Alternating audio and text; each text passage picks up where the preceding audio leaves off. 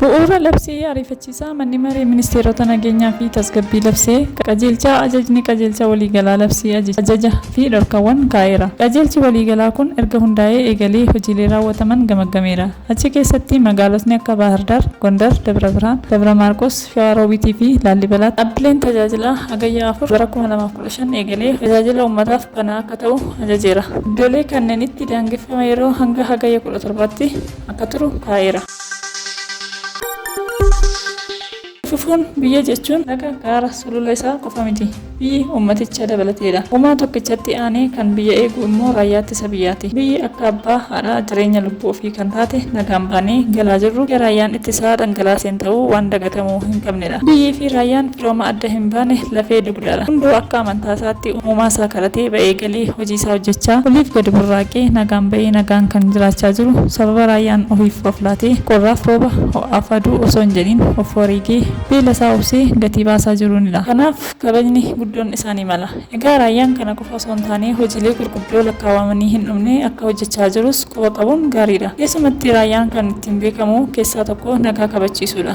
Raayyaan ittisa biyyaa Itoophiyaa bakkeewwan hedduutti nagaa akka kabachiisaa jiru beekamaadha.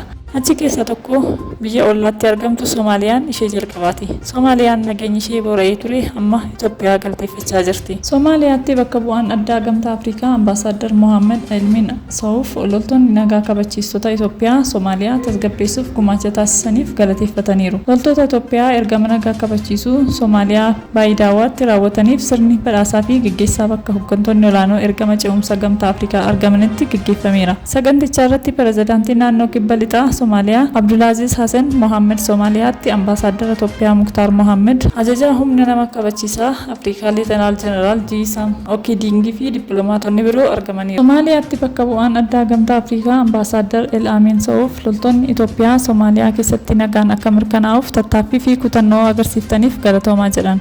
Bu'uura deeggarsa loltoonni Itoophiyaa taasisan yeroo ammaa Soomaaliyaan shororkeessitoota akka Alshabaab irratti qabsaa'uuf dandeettii olaanaa horachuu ambaasaadarichi ibsaniiru. Soomaaliyaatti ambaasaadar Itoophiyaa Muktaar Mohaammed gama isaaniin Itoophiyaan Soomaaliyaa keessatti nagaa kabachiisuuf tattaaffii gamtaan Afrikaa taasisaa jiru tumsuuf kutannoo qabaachuu dubbatan. Biyyattiitti naannoleen akka Beeyibakolii fi Giidoo jedhaman ergama nagaa kabachiisuu gamtaa Afrikaa jalatti loltoota Itoophiyaatiin naannawaa eegaman ta'uu ragaa ba'aniiru. Dhaggeeffattoota keenya qophii keenya sumarratti golomnaa hamma qophii biroo walitti deebinutti turtii gaarii qabaadhaa.